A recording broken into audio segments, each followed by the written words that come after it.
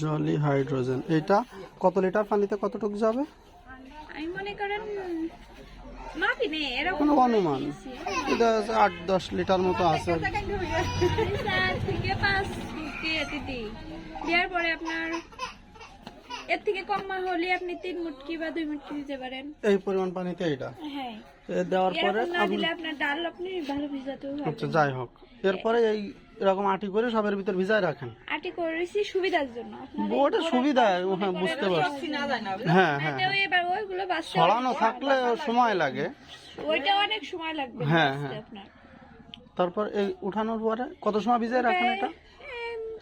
20 minute আধা ঘন্টা ভিজায় রাখি। আচ্ছা, উঠায় এবারে পানি ঝরে গেলে এরকম হয়ে গেলে আপনি আবার এই মেন সারে দিবেন। স্যার দেখছেন কেমন রং হয়েছে? এটা কি বাইরে যে কোনো দোকান থেকে কিনতে পারো? যদি একটু দেখান তোমাকে ওর প্যাকেট বা ইয়ে। এটা আপনার এই যে এটা হলো হবে, আবার এই যে এটা হলো হবে। ওইটা পুরাই গেছে বলে এটা করছি, আপনি এটাই দিবেন, এটা বেশি কাজ হয় গ্রিন মিল না। এই তো ওই নিচেরটা। এটা সব দোকানে পাওয়া যায়, এখন আনা ভাবে এটা দিই। আচ্ছা, ঠিক আছে। না না, এবার ওটা কতটুকু পানির ভিতরে কতটুকু দিয়ে রাখবো? ওটা ওই একই রকম। বেশ হলে ও সমস্যা আচ্ছা, না। এখন মাইপি এবার এর ভিতরে ভিজিয়ে রাখেন কত সময়? এটা মনে করেন 20 মিনিট আধা ঘন্টা 20 মিনিট এরকম ভিজিয়ে রাখা। এবার এখান থেকে উঠাইয়ে উঠায় একটু শুকাই গেলে হ্যাঁ। মানে এরকম পানি ঝরে গেলে হুম। এই যে আগায় মাখাচ্ছি একটু গোলায়। আগায় মানে এটা কি কি দিচ্ছ এই না? দেখেন এটা অ্যালোভেরা, মানে উপরে ছুলকা ফেলাই দিয়ে হুম, ওর ভিতরে এটা নিয়ে ওটা সম্পূর্ণ আপনি জেল তৈরি করে ফেলতেছেন, তাই তো? জেলটা ব্লেন্ডারে ব্লেন্ড করে নিছি। হুম। নেওয়ার পরে এটা শুধু এই গোড়ায়, মানে আমি যতটুকু মাটিতে করি মানে ওই রাখবো।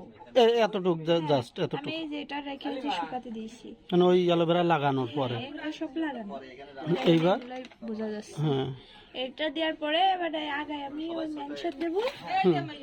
ও এর আগে ম্যানসার আগে ভিজাই নিছেন গুলা, এরপর আবার মাথায় ম্যানসার দিয়ে নিচ্ছেন, নিয়ে এই মাথাটা আপনি বালুর ভিতরে বসাই দিচ্ছেন। এই যে এতটুকু মানে 1 গ্রাম না মাটির তলে যাবে।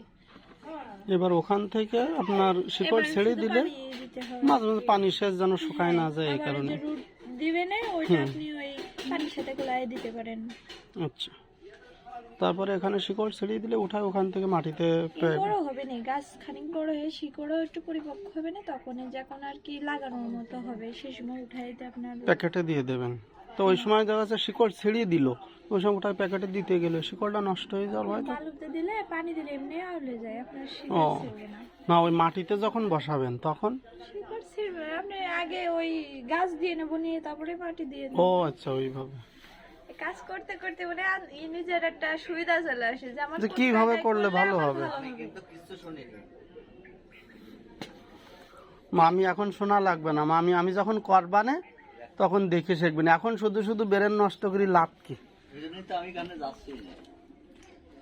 আমি আসি তো তার জন্য। আমার সে লোক কত মনে করেন বাসায় থাকে না, সব কিন্তু সে লোক তো তার উপরে করে দিয়েই এখন খালাস। এতটুক গাছের থেকে মানে গাছটা লাগাইছিও আমি মানে তার ওই সন্তান মানুষ করা আর এই বাগান গাছপালা মানুষ করা দুটোই একসঙ্গে হচ্ছে। আচ্ছা, তাহলে সম্পূর্ণ প্রসেস হচ্ছে এইটা। আর কাটবেন কেমন একটু দেখে যান, এটা আমার দেওয়া এই তো সোজা হয়ে গেছে। কিন্তু কলম, ওই যে কলম সে বলে যেটা আর কি, আমি আবার কাটা লাগে এই যে এইগুলো হালকা কাটতে হবে আর কি, এগুলো সুবিধা হয়। আচ্ছা, আর আর কি ট্যাগ নেবেন নাই? না, ট্যাগ লাগবে না, পলি ব্যাগ ওটা তো পাওয়া যাবে না।